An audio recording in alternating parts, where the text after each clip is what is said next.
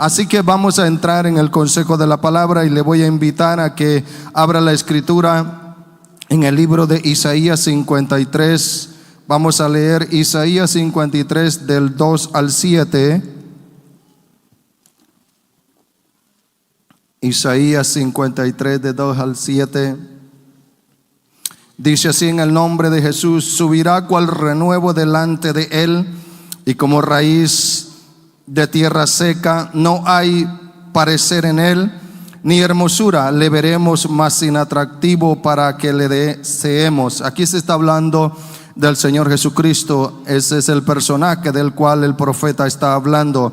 Versículo 3 dice: despreciado y desechado entre los hombres, varón de dolores, experimentado en quebranto, y como que escondimos de él el rostro, fue menospreciado y no le estimamos.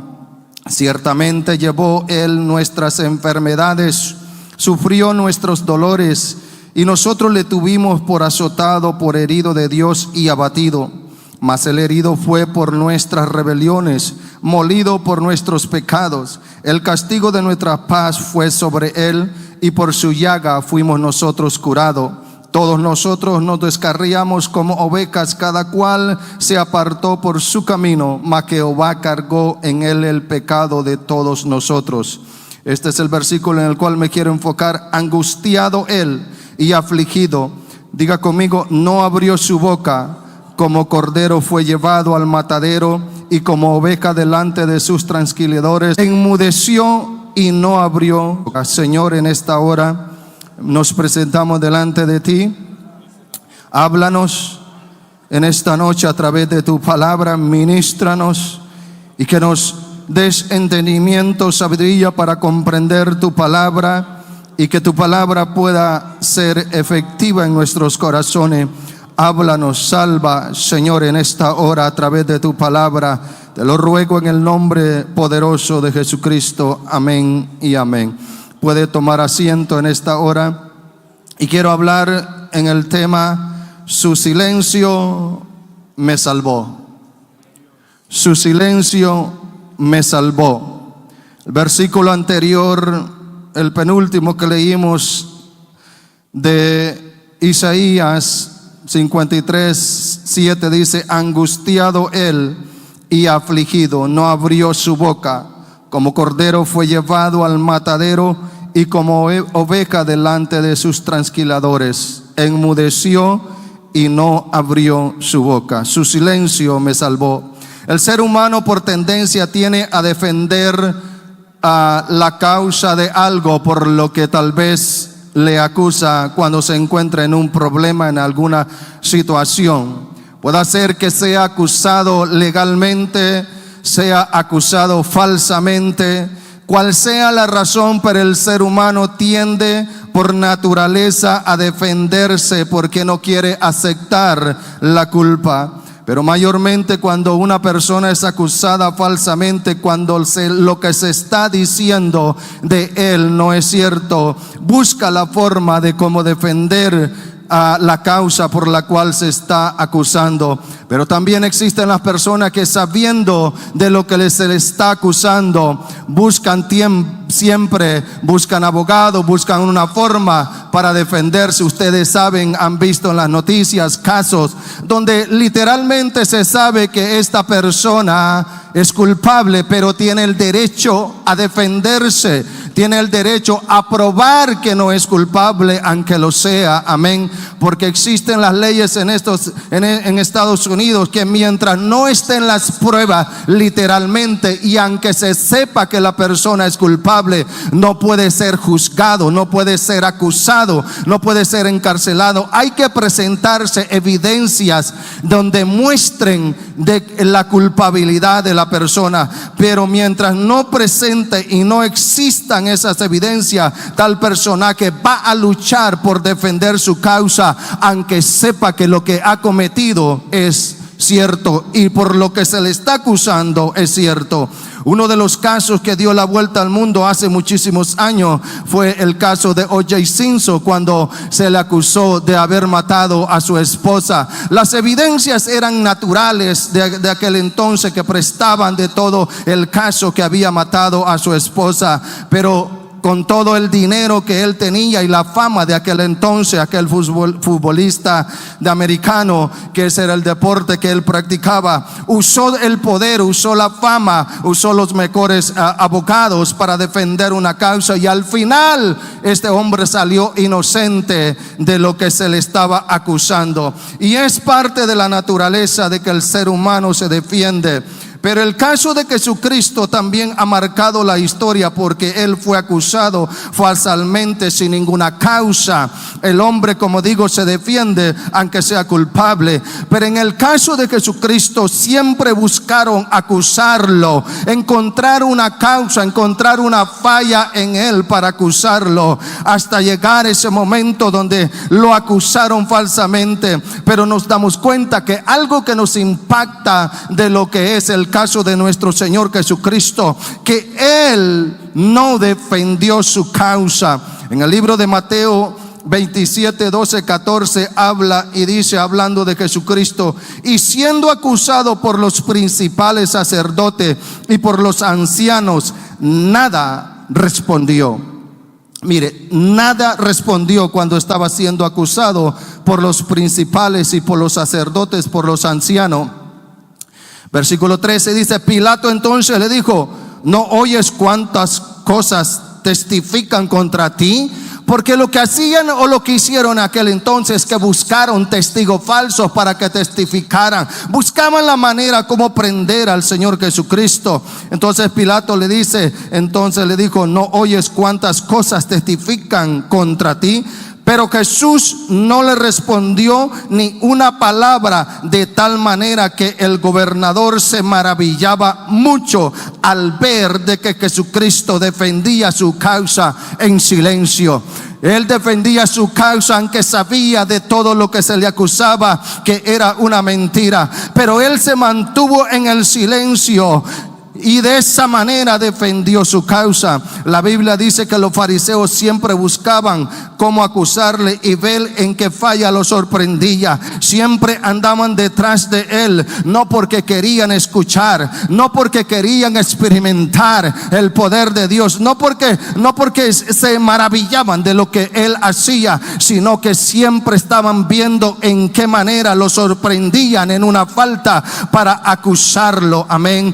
Cuando llevan la mujer pecadora ante la presencia de Jesucristo para apedrearla, porque según la ley eso era lo que se debía de hacer. San Juan 8:3 al 12 habla de que llevaron a aquella mujer y le dijeron: Maestro, hemos encontrado a esta mujer en el acto de adulterio. Moisés nos mandó a apedrear a tales mujeres. ¿Qué tú dices, maestro? ¿Qué debemos de hacer? Le hacen la pregunta. Y el Señor dice que no respondió palabra, sino que él siguió escribiendo en tierra. Pero como ellos persistían en preguntarle, es que él levanta su cabeza y le dice: si alguno de vosotros está, como quien dice, es inocente, no tiene pecado, entonces lancen la primera piedra. Y como aquello, su conciencia les redarguyó, dice que se fue desde el más anciano hasta el más joven, se fue a su casa o se retiraron y no hicieron nada. La pregunta es: ¿por qué o con qué motivo llevan esta mujer ante el maestro? Porque según la ley sí tenía que morir, pero ellos no lo hacían porque en verdad querían hacer justicia, sino mirar o ver en qué se equivocaba el maestro ante tal caso. Entonces ellos querían esperar cuál era la opinión del maestro, para ver si lo acachaban o lo sorprendían en algo que iba en contra de la misma ley o de la misma palabra de Dios. Porque si el caso hubiese sido de que eran hombres justos y que querían hacer lo correcto, entonces deberían haber llevado también al hombre, pero en este caso no presentan al hombre, sino que solo a una mujer, porque según la ley ambos tenían que morir, no solamente la mujer sino también el hombre. Entonces era como una trampa para ver en qué manera lo cachaban en una falla y así acusarlo. Cuando los discípulos en el día de reposo iban caminando con Jesucristo y pasan por cierto lugar donde hay espiga, y los discípulos, como tienen hambre, ellos arrancan espiga, y los fariseos y la gente religiosa de aquel entonces se enojan y le reprochan al Señor Jesucristo: ¿por qué tus discípulos cortan espigas en día de reposo? Y es allí donde siempre quieren o buscaban cómo acusarlo al maestro. Amén. Siempre buscaban cómo encontrarlo en la falla para acusarlo. Mateo 12:10 dice: He aquí había ahí uno que tenía seca la mano, y preguntaron a Jesús para poder acusarle: ¿es lícito sanar en el día de reposo? Le preguntaron al maestro. ¿Está bien que puedas hacer un milagro en el día de reposo? No le hacían preguntas porque querían aprender. No le hacían preguntas porque estaban interesados en obtener más conocimiento de la palabra de Dios. Le hacían preguntas cauciosas para sorprenderlo, a ver en qué o de qué manera lo acusaban. Pero sabemos como que Jesucristo, Dios manifestado en carne, Él era perfecto en todos sus caminos, porque era Dios mismo en Él, y Él siempre caminó con rectitud. Así es que siempre buscaron cómo acusarlo falsamente, y por eso cuando lo entregan se alegran de que ahora pueden acusarlo falsamente. Y podemos mirar que cuando Él está en la cruz del Calvario, entre medio de dos hombres malos, uno de ellos, estando en esa condición, le dice en el libro de Lucas 23, 39 al 41, uno de los malhechores que estaba colgado le injuriaba diciendo: si tú eres el Cristo, sálvate a ti mismo y a nosotros. No crea que se lo decía con fe. No crea que se lo decía con convicción porque sabía quién es el que estaba ahí, sino en una forma sarcástica y burlosa.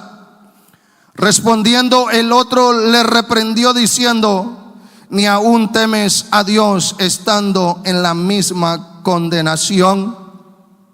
Nosotros a la verdad justamente padecemos porque recibimos lo que merecieron nuestros hechos, mas este ningún mal hizo. Pero estaba colgado ahí entre los malhechores, visto como lo peor de lo peor, colgado en una cruz. Había sido juzgado falsamente, había padecido por nuestras iniquidades, como dice el profeta Isaías. Había sido humillado, había sido escupido, había sido bofetado, había sido herido, que no le hicieron en todo este proceso. ¿Por qué el maestro no se defendió ante tales acusaciones que lo llevaron a la muerte? ¿Por qué no defendió su causa sabiendo de lo que le acusaban era falso? Porque si usted y yo somos acusados de algo que sabemos que no es correcto, no es verdadero, buscaremos la manera de probar nuestra inocencia. Pero el Señor Jesucristo no buscó la manera de probar su inocencia, sino que guardó silencio, enmudeció, no abrió su boca. La pregunta entonces es: ¿por qué guardó silencio? Una de las cosas que puedo decir es porque él tenía un plan. Lucas 19:10 dice: porque el Hijo del Hombre vino a buscar y a salvar lo que se había perdido. Ese es el plan por el cual vino a esta tierra. Vino a buscar y a salvar lo que se había perdido. Y dentro de ese plan es la humanidad. Usted y yo somos ese plan por el cual vino a esta tierra, a salvar, a buscar lo que se había perdido. Porque antes de conocer al Señor, usted y yo estábamos perdidos en el pecado, estábamos perdidos en el mundo, perdidos en la maldad, haciendo las obras de la carne, agradando a la carne y haciendo la voluntad del mismo diablo. Pero el Señor Jesucristo tenía un plan de salvarlo, y para salvarlo tenía que guardar silencio ante tales acusaciones. Sabía que ese silencio le iba a llevar hasta la muerte, pero él dijo: por este plan voy a morir, y el plan mío es de salvar a la humanidad. Voy a enmudecer, voy a sufrir, voy a pasar lo que tenga que pasar, pero mi objetivo es de salvar al ser humano.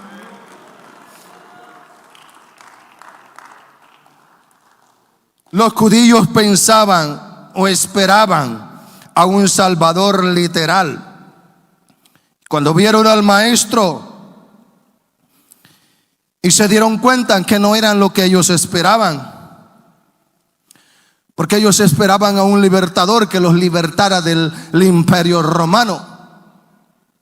Pero el plan de Jesucristo no era liberarlos físicamente, sino espiritualmente. El Señor sabía que las ataduras espirituales son más fuertes que las ataduras tal vez literales. Entonces, dentro del plan del Señor Jesucristo no era liberar a Israel de la mano de los romanos, sino liberar al mundo de la esclavitud del pecado, porque esa es la mayor esclavitud que el ser humano puede tener. Siendo esclavo del pecado, está perdido. Pero cuando el Señor Jesucristo vino a este mundo, venía con un objetivo y un plan, y ese plan es de salvarnos. Y es por eso que cuando él estaba frente a Pilato, guardó silencio. Y Pilato le dijo: yo puedo hacer algo por ti, yo te puedo soltar, pero necesitas hablar, decirme de qué te acusan. Y él guardó silencio, no quiso defenderse ante las acusaciones por las cuales él estaba siendo acusado, y no defendió su causa.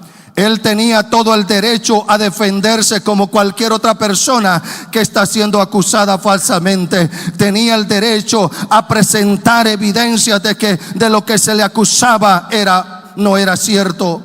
Pero si él se hubiese defendido, usted y yo no estuviéramos aquí hoy, disfrutando de su amor, disfrutando de su gracia, disfrutando de su presencia, disfrutando de su libertad, disfrutando de su perdón. No estuviéramos aquí donde estuviera usted y yo si el Maestro hubiese abierto su boca y defendido su causa. Usted y yo estuviésemos perdidos, arrastrándonos por este mundo miserable de nosotros sin Dios. Pero él miró que tenía que guardar silencio, porque tenía un objetivo: salvarnos de toda la maldad y de toda la condenación que viene todo aquel que no le quiere aceptar y reconocer. ¿Cuántos dicen amén? Por eso él guardó silencio. Primero, porque tenía un plan. Segundo, ¿por qué guardó silencio? Por amor a su creación. San Juan 3:16 al 17 dice, que es un versículo muy conocido por todos nosotros. Dice: porque de tal manera amó Dios al mundo, que ha dado su Hijo unigénito, para que todo aquel que en él cree no se pierda, mas tenga vida eterna. Y dice: porque no envió Dios a su Hijo al mundo para condenar al mundo, sino para que el mundo sea salvo por él. Amén. Por amor. Cuando llegaron a arrestar a Jesucristo, Pedro saca la espada y le mocha la oreja a un soldado, porque por naturaleza lo hizo, porque sabía que estaban prendiendo, arrestando al maestro sin ninguna razón. Pero mire la reacción del Señor Jesucristo ante tal situación. Si hubiera podido resistir, hubiera podido hacer algo. Él tenía el poder para hacer lo que él quisiera. Si podía levantar a los muertos, sanar al leproso, darle vista al ciego, hacer hablar al mudo, ¿por qué no podía hacer algo ante la multitud y defenderse, qué sé yo, con todo el poder que él tenía? Y la reacción de Pedro es defender al Señor. Saca la espada y le mocha la oreja a un soldado. Entonces, mire la reacción de Jesucristo. Mateo 26, 52, 53. Entonces Jesús le dijo: vuelve tu espada a su lugar, porque todos los que tomen espada, a espada perecerán. Y dice él, como en otras palabras, bueno, voy a decir lo que dice: ¿acaso piensas que no puedo ahora orar a mi Padre y que Él no me daría más de 12 legiones de ángeles? ¿Acaso yo no puedo resolver este problema si yo quiero? Y lo único que tengo que pedir es millares, 12 legiones de ángeles más. No necesita esa cantidad de ángeles, pero él hace esta expresión cuando dice 12 legiones de ángeles. Está hablando de 72,000 ángeles. En otras palabras, no es que necesitaba esa gran cantidad, pero lo que él está diciendo: tengo a toda mi disposición el poderío que yo quiero tener, y si me quiero defender, no necesito que tú saques mi espada. Si yo quiero resolver este problema, no necesito tu ayuda. Tengo ángeles que me sirven, tengo el poder para hacer algo, pero no lo voy a hacer porque amo a la humanidad, a mi creación, y por amor a ello soy capaz de morir en esa cruz y voy a enfrentar lo que tenga que enfrentar. Seré acusado de lo que tenga que ser acusado, pero tengo algo que es amor por la humanidad.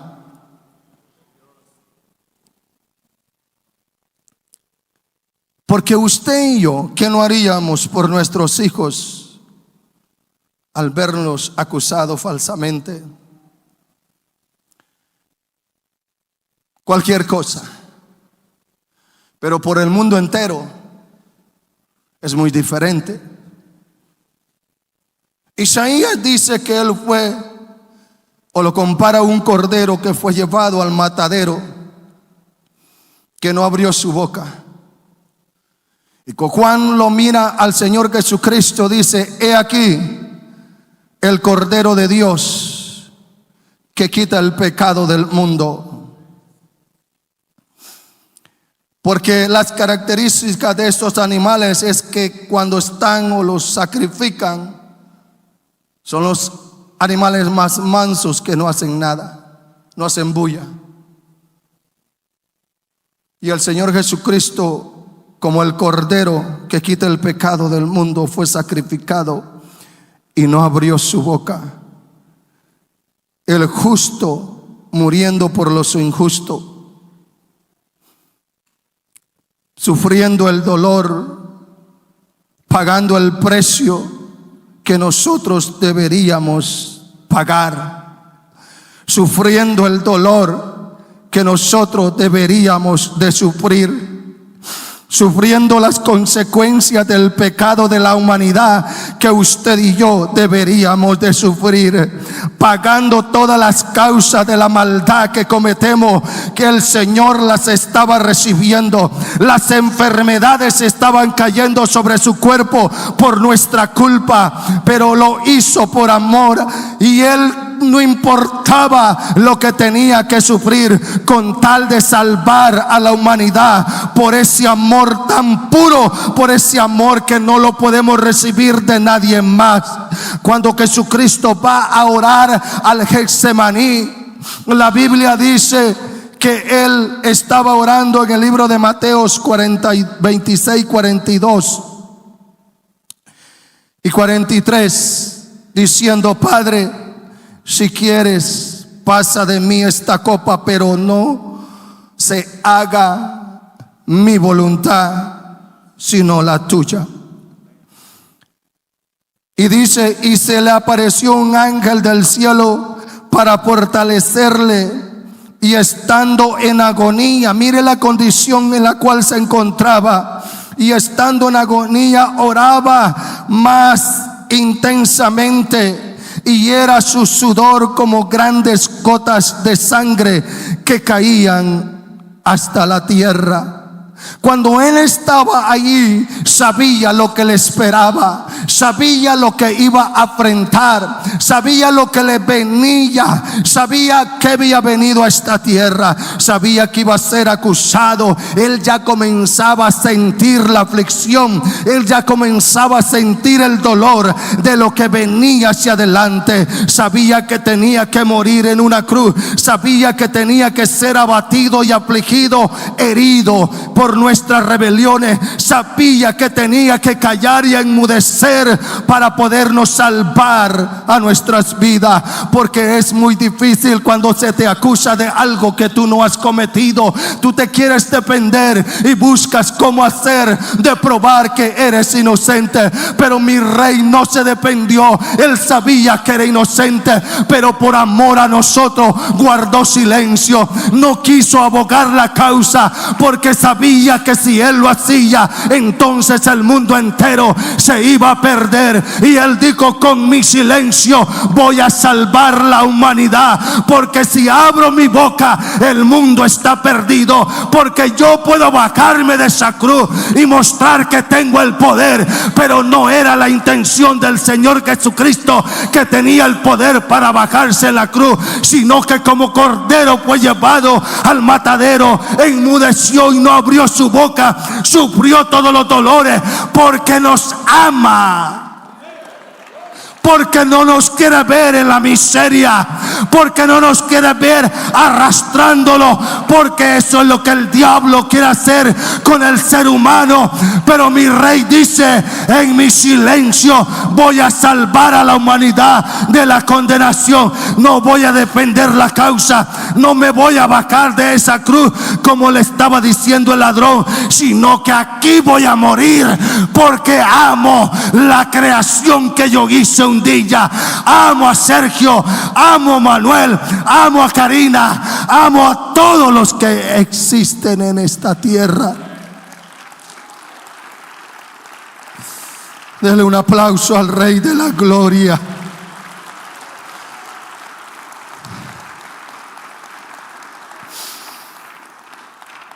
Y en su silencio él estaba ganando la batalla más grande, la batalla más victoriosa, aunque el mundo pensó que había vencido. cuando mataron al hacedor de la vida.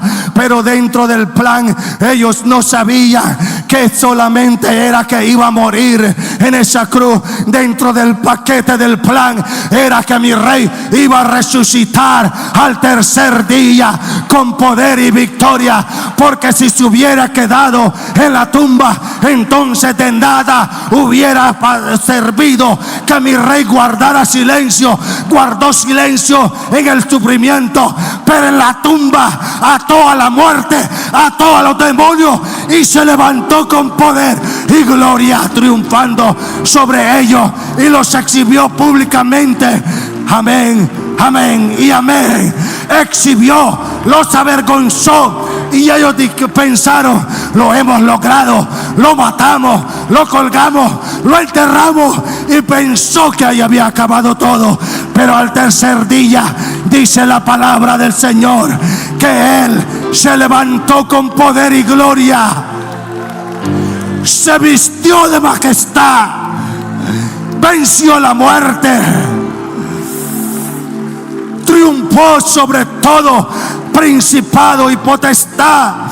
Y por eso hoy usted y yo estamos celebrando victoria, porque el rey cayó en el sufrimiento, pero abrió su boca en la tumba y le dijo a la muerte: muerte, ¿dónde está tu aguijón?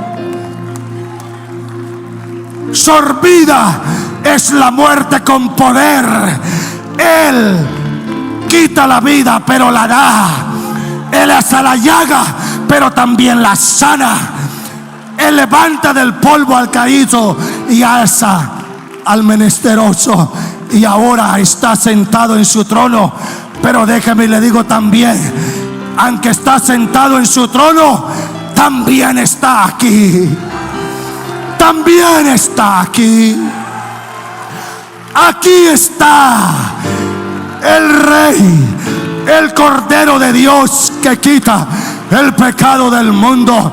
Y ahora usted en esta tarde puede recibir el milagro más grande por el cual Él cayó: salvación, sanidad, perdón de pecado, libertad. Lo que usted quiera, en ese paquete venía incluido la libertad de nuestras almas.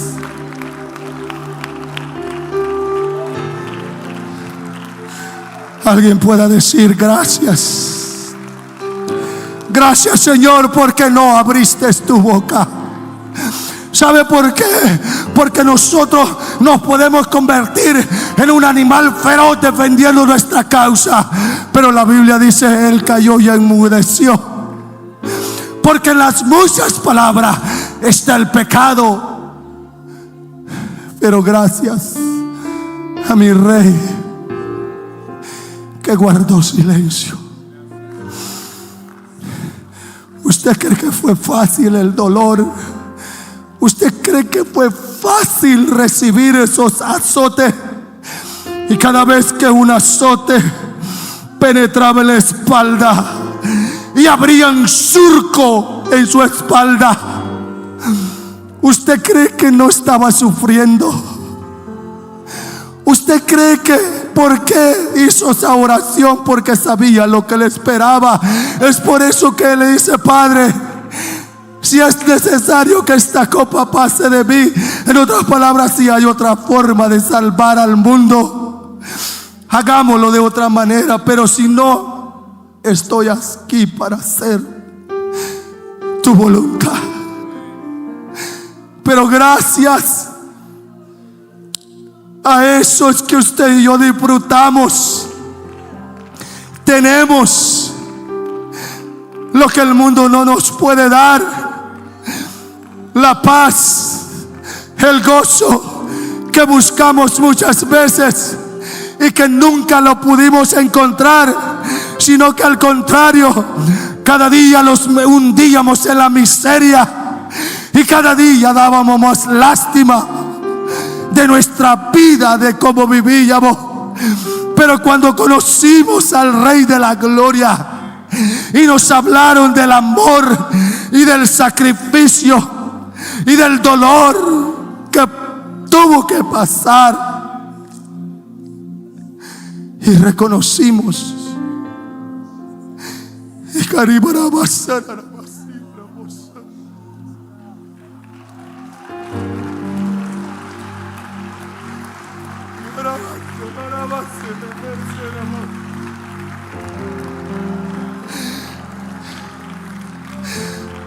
¿Por qué no vamos a estar agradecidos con nuestro Señor?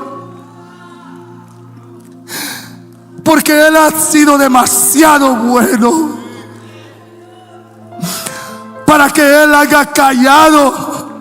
Es que el dolor que Él pasó no se puede comparar.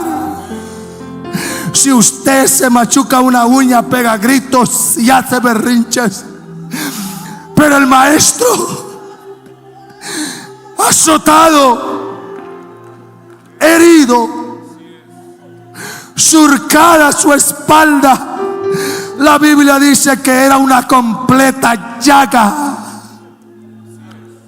que en Él no había hermosura ni parecer.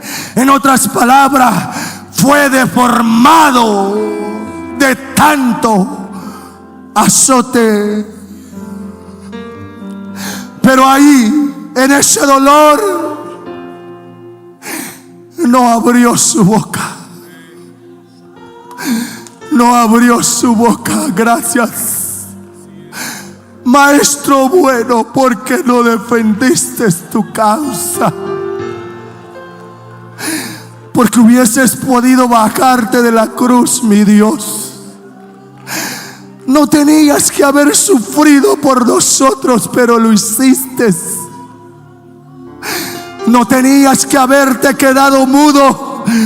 Podías defender tu causa y tenías el poder, pero no lo hiciste. Te podías haber bajado de esa cruz y mostrar que usted tenía el poder sobre la muerte, pero no lo hiciste. Permaneciste colgado, clavado en esa cruz, por amor a mí, por amor a mi familia, por amor a este pueblo, por amor a las visitas, por amor al mundo entero. No te bajaste de esta cruz. No te defendiste ante Pilato. No te defendiste ante los falsos testigos que hablaron en contra de ti. No renegaste, porque nos amaste, Señor.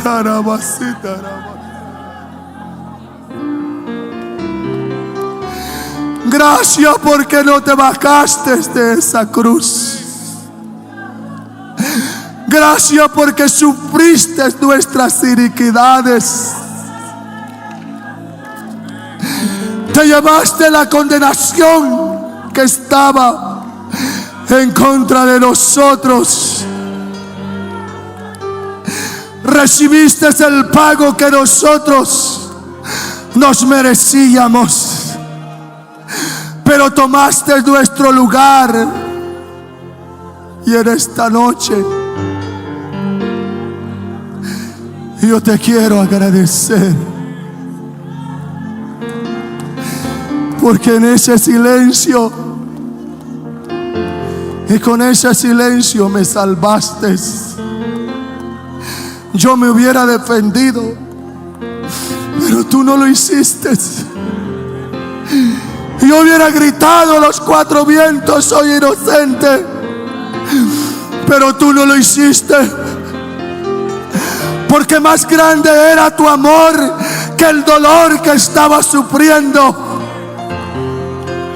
Más grande era tu amor por mí y por el mundo entero que el dolor que estaba pasando. Derramaste toda la sangre hasta decir: Padre, en tus manos encomiendo mi espíritu. Pero ahora, Dios, amado Rey, perdónanos si nos hemos olvidado de lo mucho que sufriste, Señor, del precio que tuviste que pagar.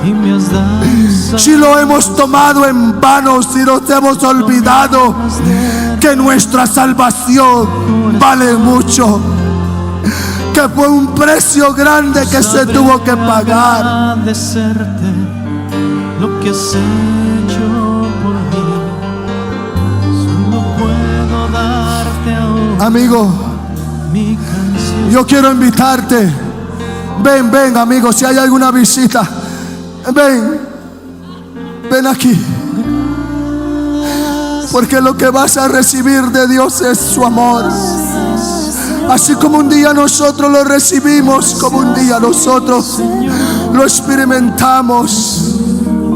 Dios te quiere salvar, Dios te quiere ayudar, Dios te quiere perdonar, Dios te quiere enseñar que también por ti murió, que por ti sufrió, que para ti es la salvación y el perdón de pecado.